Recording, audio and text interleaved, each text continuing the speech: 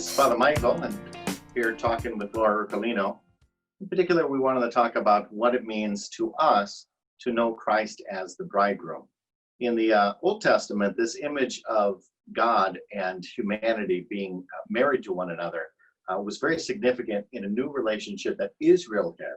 In that relationship, it was an exclusive kind of relationship. Israel had a special relationship with God, and nobody else had that level of relationship, this communication, this understanding with one another.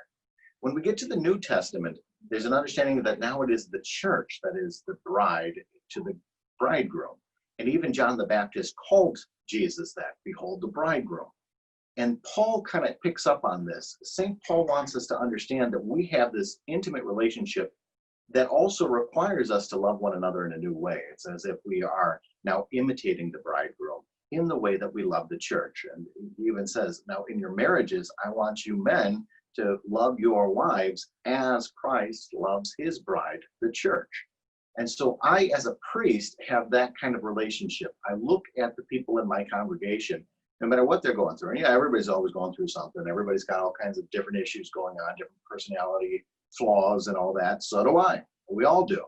And yet we tolerate each other to a certain point in a civil society. But this is more than tolerating each other. This is more than just being polite.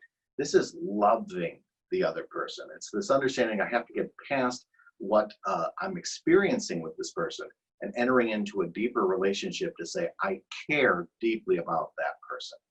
So this happened to me on my first day at St. Cosmas and Damian. I walked in, it was a Saturday, and I was putting on my vestments, and it was time for confessions. And as I walked around the corner, there was a line of people for confessions.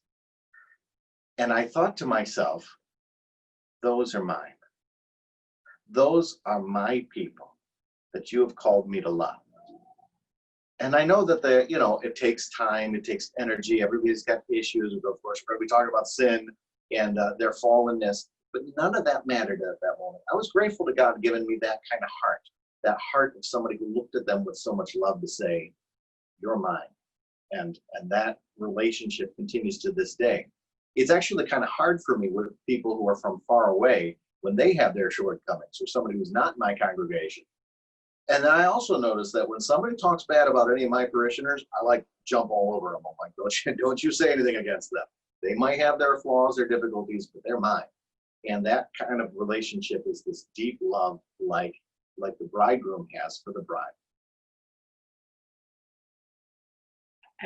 Listening to you say that your reactions don't talk about them that way, they're mine. And I see Christ the bridegroom, like that's the way that he comes to our defense. Every one of us who has given our heart to him, chosen him as our personal bridegroom, then he steps in and says, she is mine, he is mine. Don't speak to her that way. And he protects us and defends us. And so for me, making the consecration to Christ as my bridegroom has taken it from this idea out here in the theology, that we talk about, the Eucharist is the wedding feast, and it's brought it straight into my heart and just changed everything about the way that I think and the way that I live my life. If this spiritual marriage with Christ means that together we are one, then we do everything together. And so it makes me think a little bit more deeply and differently on how I choose to spend my time, how I choose to speak, even my thoughts, knowing that I am his and he is mine. And it gives a new meaning and purpose to everything that I do. It's doing it all for Jesus through Mary. And it's just brought such interior peace and joy that despite anything going on around me, knowing that in my own heart, Jesus and I are always together, it makes everything else more bearable. And it gives me that peace that passes all understanding, that no one can take from me unless I choose to allow them to. I do a lot of marriage preparation for people, and we talk about conflict resolution. We talk about setting goals and dreams with each other, communication skills, things like that. And I realize that for a lot of people, when they're married, they think like they just picked the right person. and there's not going to be any struggles. They have a hard time imagining that this is going to be different. And then they start going through the troubles of normal arguments and realizing that we are not exactly on the same page on all issues. But what they forgot, which I have trained them to do, is you have to nurture this relationship. You really have to take time to make sure you're on the same page.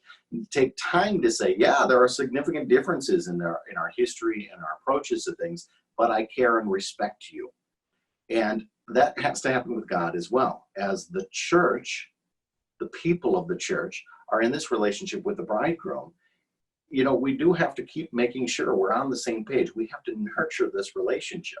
And it isn't God that's walked away. It's us who just took it for granted that we didn't need to keep growing in that relationship.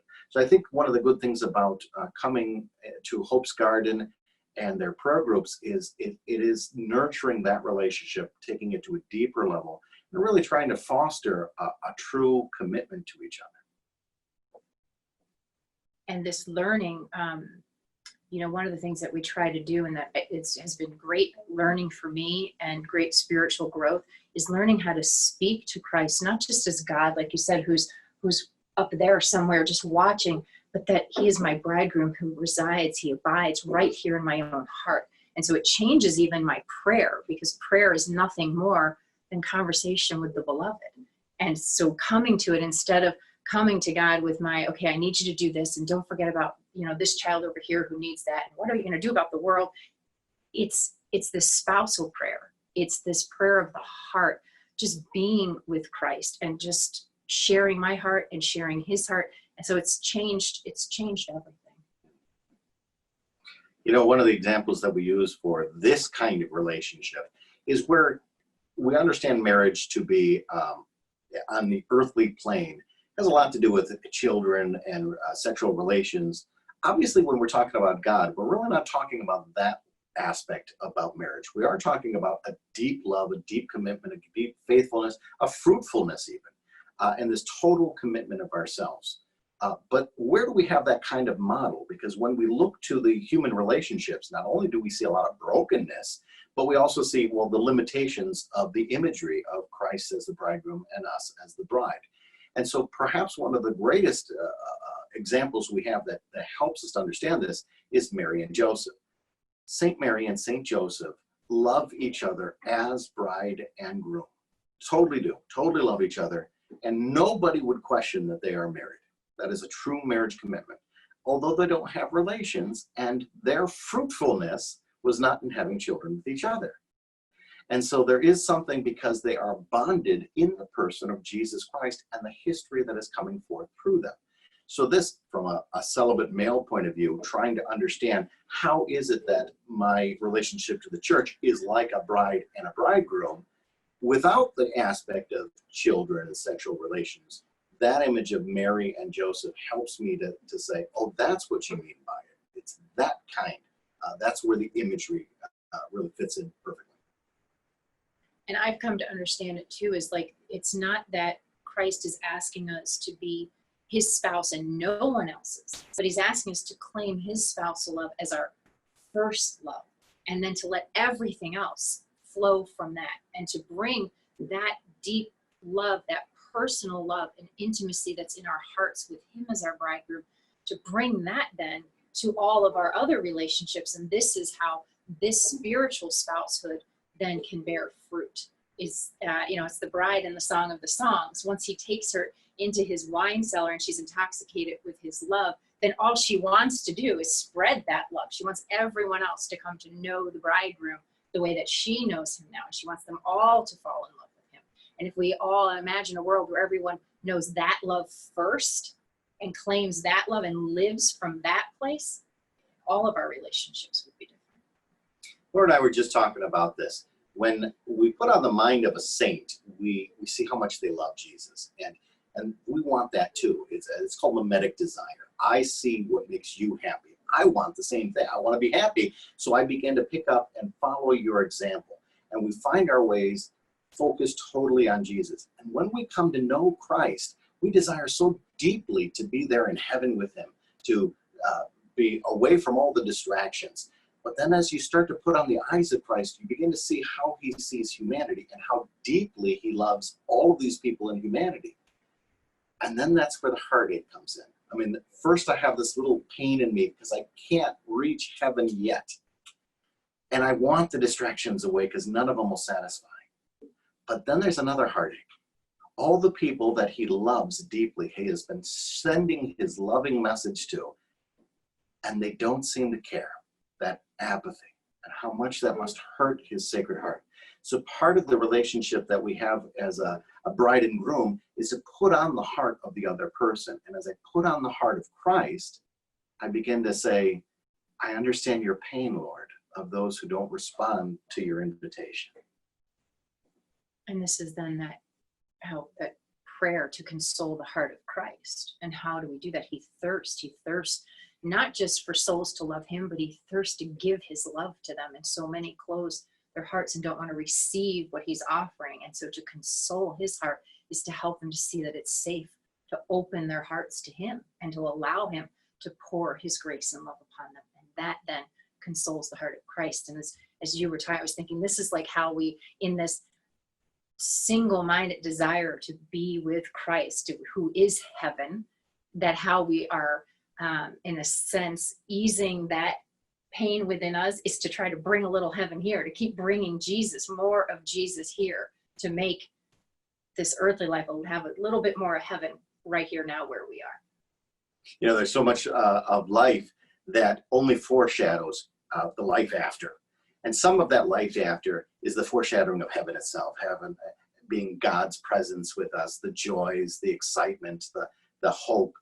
Of course, in some of life foreshadows a lack of God. It foreshadows the darkness, the pain, the suffering. And what we were talking about is once you have united yourself perfectly with Christ, it doesn't mean that we've left this earth. We still are in the world that still has suffering and difficulties. But you know what? The darkness is very different when you have the light of Christ. So there was a time we traveled in the darkness without Christ, and what a desperate, horrible place this was. But now that we have the light of Christ, even though we go to the same places, the same pains and difficulties of people going through all kinds of stuff, it's just a different experience when you walk with Jesus. And we bring his light into the darkness, and there's no darkness that can overcome his light.